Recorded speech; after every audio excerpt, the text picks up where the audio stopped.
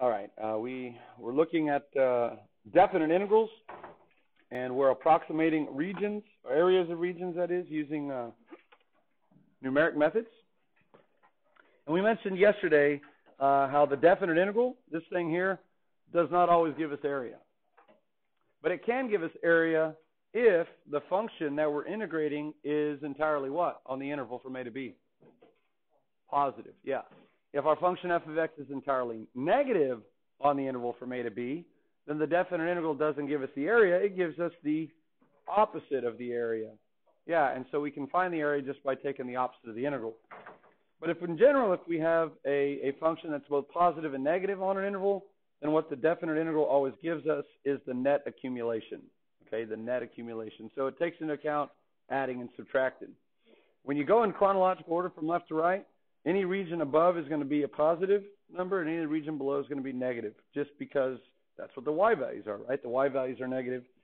But if you play the tape in reverse, or as we mentioned, if you integrate from right to left in reverse chronological order, everything's backwards. Above is negative, below is positive.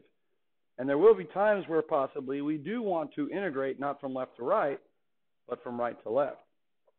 So as the bell was ringing, I think we kind of generalized that notion by saying this. The integral from a to b is the opposite of the integral from, and yeah, it's right, is the opposite of the integral from b to a.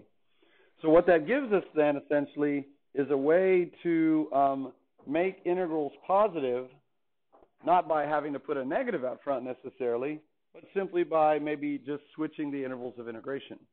Okay? So if you're integrating from 3 to 5, and you want to integrate from 5 to 3, no problem. Integrate from 5 to 3, and what it's going to do is it's just going to change the sign of your integral, so on and so forth. And that's because of the fundamental theorem of calculus, which I haven't actually told you yet, but we've talked about. And it's because when you plug in the top and plug in the bottom, you subtract them from each other. And, of course, when you flip the intervals of integration, you're subtracting in the reverse order. And subtraction is not commutative. So that's what it comes down to. All right. It is important moving forward, though, that area is always positive. Area is always positive.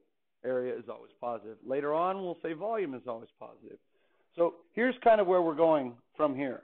We can use integrals to help us find areas, and we can also use areas to help us find integrals. All right? If we're using integrals to find areas, we have to know where the function is positive and where the function is negative, because we have to manually make it positive. So that's how we use integrals to find areas. We can use areas to find integrals. Okay, so let's say I knew the area of each of these three regions, and I wanted to find the integral from left to right.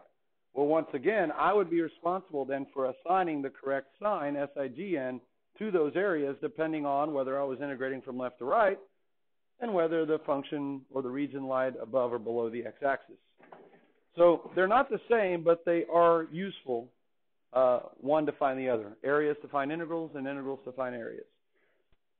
Okay, so here's example 4, and this is a modified question from an old AP test, okay? It says the graph of y equals f of x is shown below. If a sub 1 and a sub 2 are positive numbers, okay, that represent the areas of the shaded regions, okay, that means that they are positive areas. Area can't be negative. Then in terms of a sub 1 and a sub 2, find the following. Okay, so in this problem, we're going to be using area to find integrals. All right, we're in charge then of assigning the correct plus or minus sign to it. All right, so what would the integral be from negative 4 to 1 of this function? From negative 4 to 1. Well, we come up here. We're going from negative 4 to 1. That's integrating from left to right. That's chronological order. And our region is above the x-axis. So is it going to be positive or negative?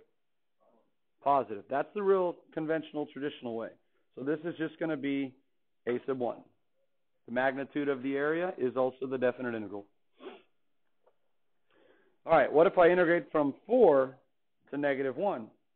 Well, from 4 to negative 1, that is going to be in reverse chronological order. That's backwards. And since my region is below, which is normally negative, it's now going to be positive. Well, a sub 2 already represents a positive number, doesn't it? So this is just going to be a sub 2. Right, not the opposite of a sub 2. What would it be from 4 to... Oh, I did that backwards. Ooh, my bad. I jumped to C. We just went from 4 to negative 1. I apologize. Going back and forth here. That's going to be a sub 2. That's going to be a positive number. What would it be from negative 1 to 4? That's going in the correct order, from negative 1 to 4, from left to right. Yeah, now that's going to be below, so that has to be a negative number, but an a sub 2 is a positive number that represents the area, so I have to make it negative. So it's negative a sub 2. All right, so that's A, that's B. We just did C out of order, so here's D. D is the integral from negative 4 to 4. All right, so now I'm spanning the whole gap from negative 4 to 4. That's going from left to right. So everything is exactly as it appears. A sub 1 is going to be positive, and a sub 2 is going to be negative. So this should be a sub 1 minus a sub 2. Good. And just looking at that, assuming it's drawn to scale, do you think that's going to end up being a positive or a negative number? Negative. Good. A sub 2 looks like it's a little bit larger. So the net accumulation on that interval would be some negative. It would have been a net loss. All right, so here is the question that actually showed up on the AP exam. That whole expression right there. So let's go ahead and tackle it. The integral from negative 4 to 4, we just did, right? So it should be the same thing, a sub 1 minus a sub 2. And here's where it gets a little tricky. Minus 2, I'm going to put brackets there. The integral from negative 1 to 4. The integral from negative 1 to 4 is going to be what? Negative a sub 2. Yeah, we've already done that one as well. It's negative a sub 2. Because again, a sub 2 represents a positive number. And being a multiple choice question, that was not an answer choice. So we simplify. If we multiply negative 2 times negative, we get positive 2 a sub 2. And then we combine like terms, and we get a sub 1 plus a sub 2. Yes. And that was the correct answer choice.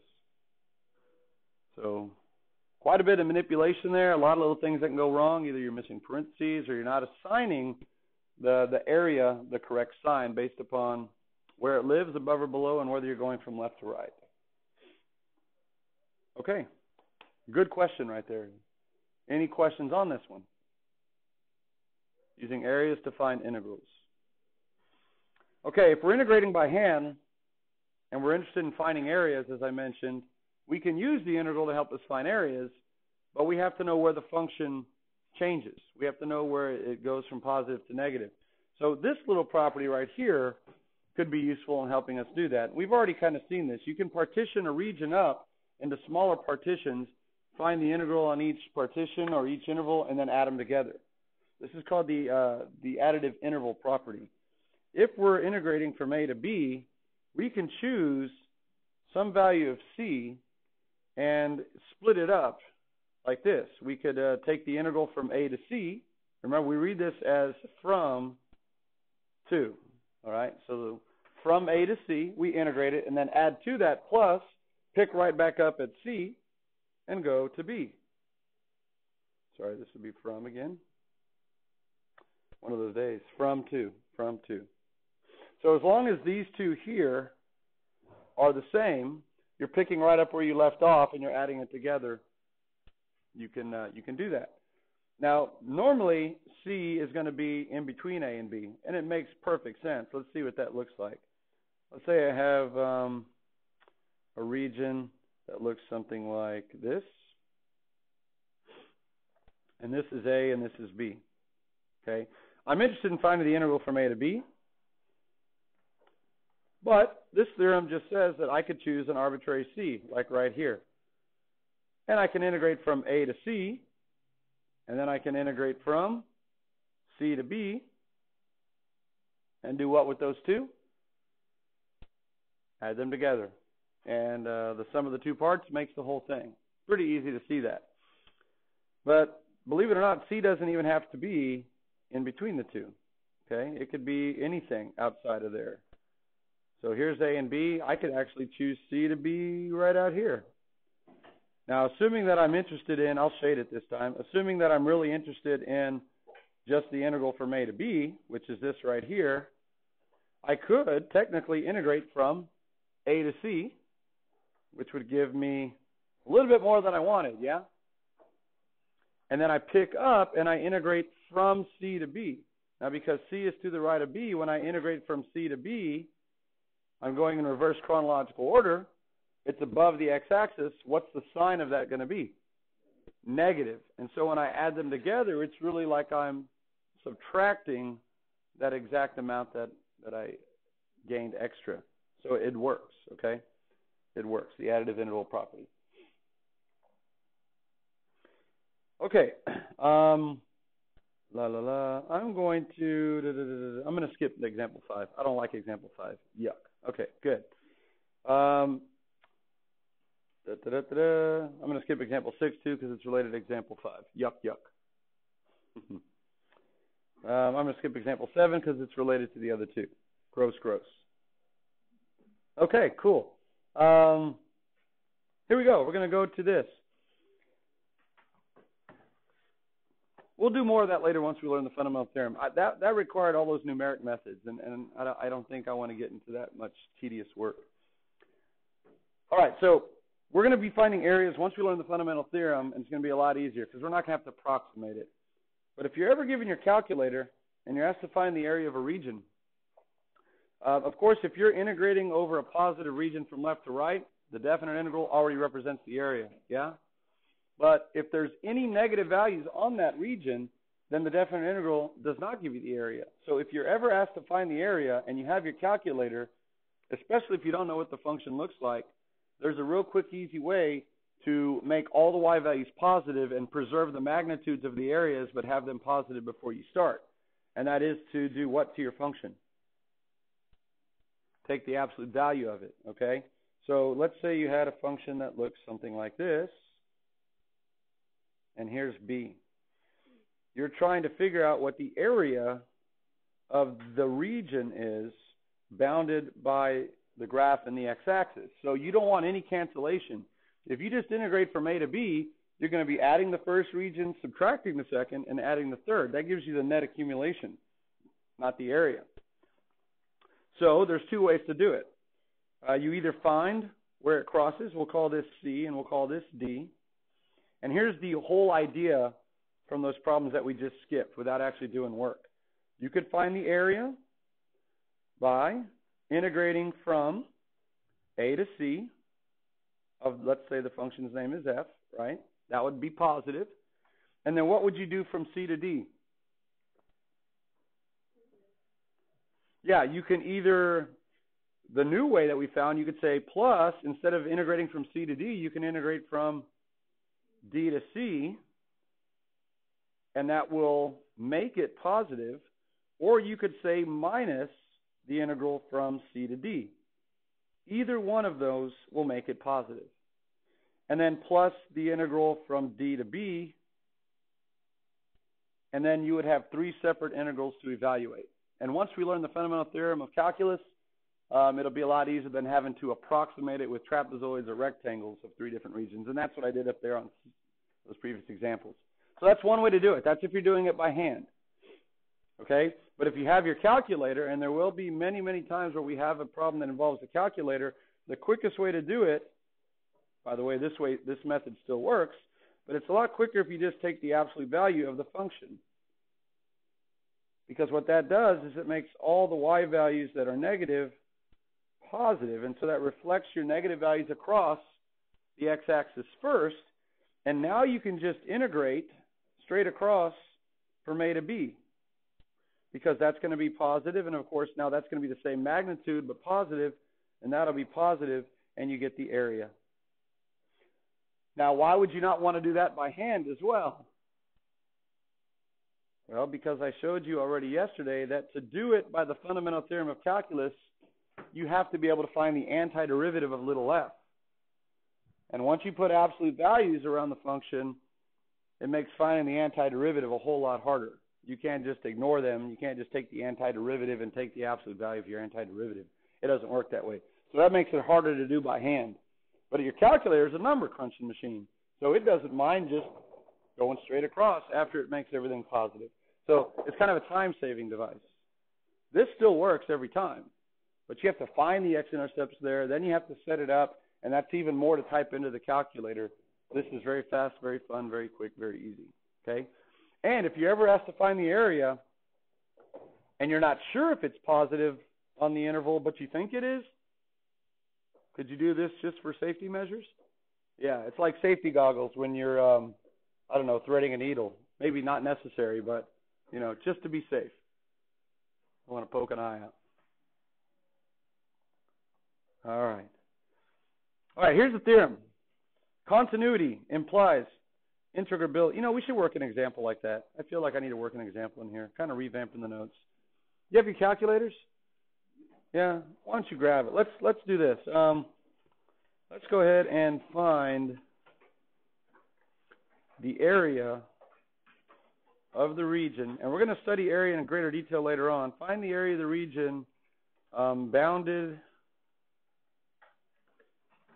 by the graph. We'll choose a real easy one here. F of x equals sine of 2x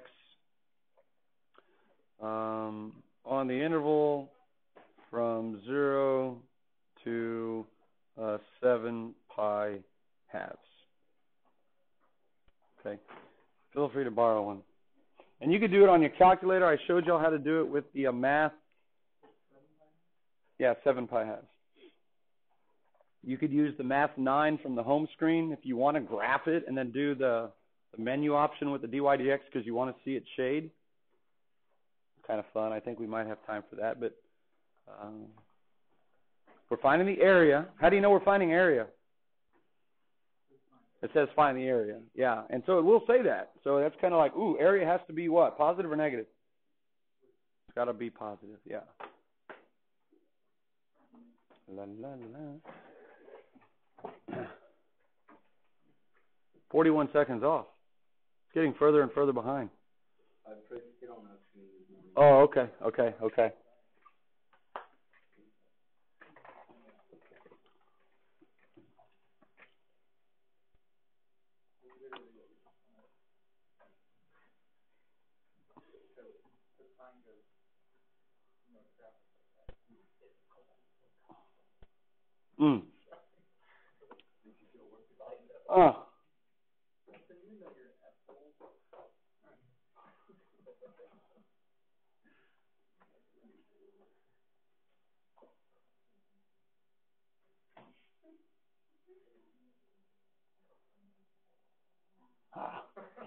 Yeah, yeah, that was humorous to watch, I guess.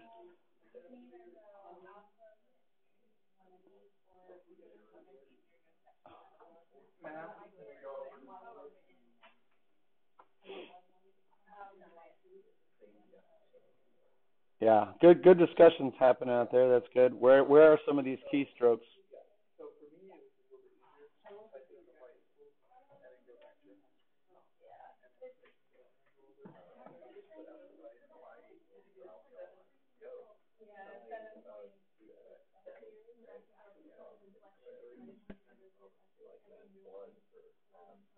Ugh.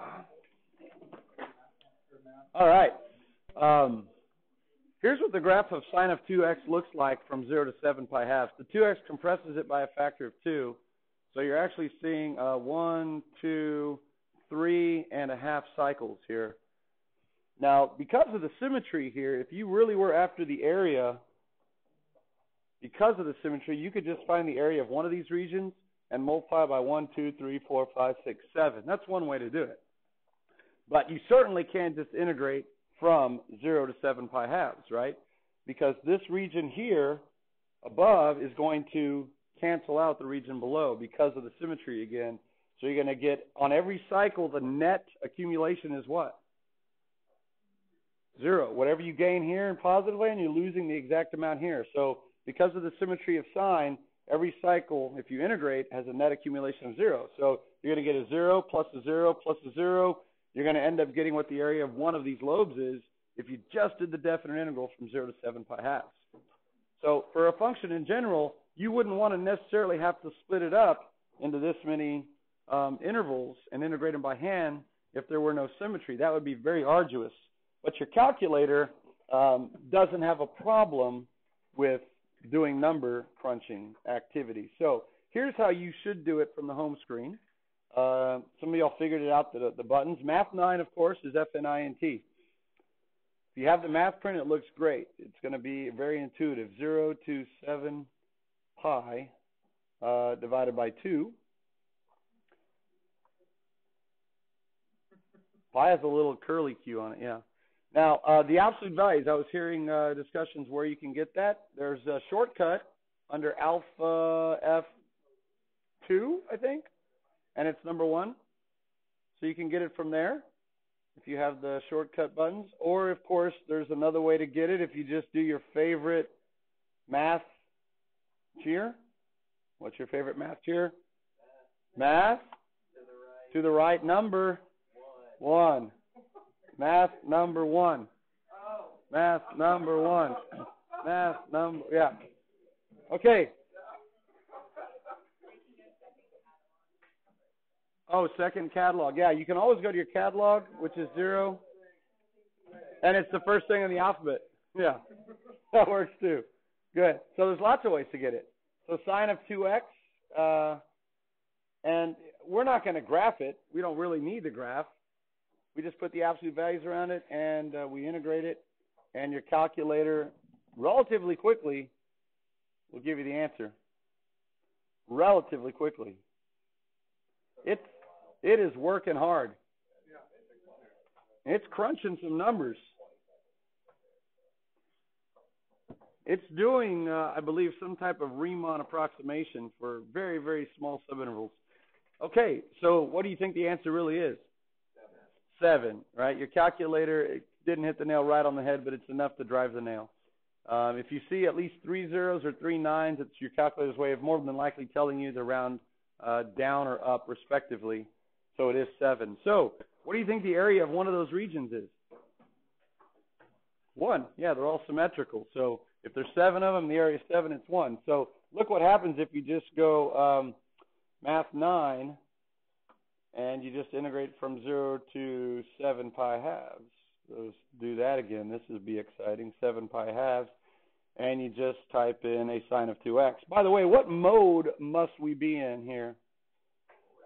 Radian mode, yeah. So you want to make sure you're always in radian mode here. What should the answer be?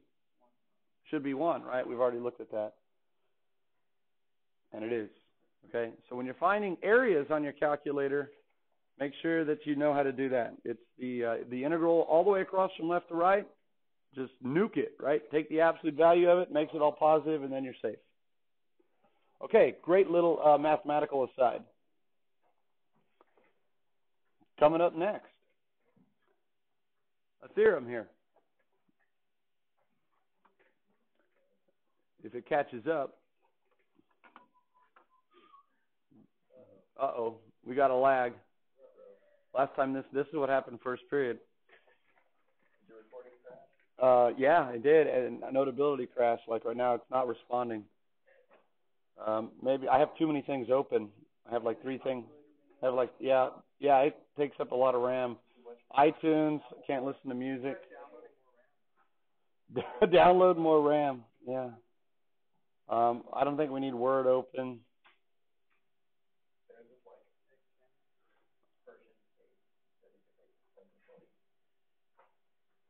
Okay, it's still not showing up.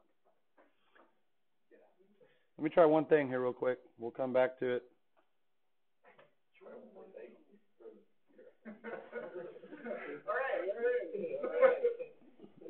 Yeah, I did hear a long time ago the difference between hardware and software. Hardware is the part of the computer you can kick. Yeah. Oh, man. Yeah, it's not working. So we're going to abandon the recording here.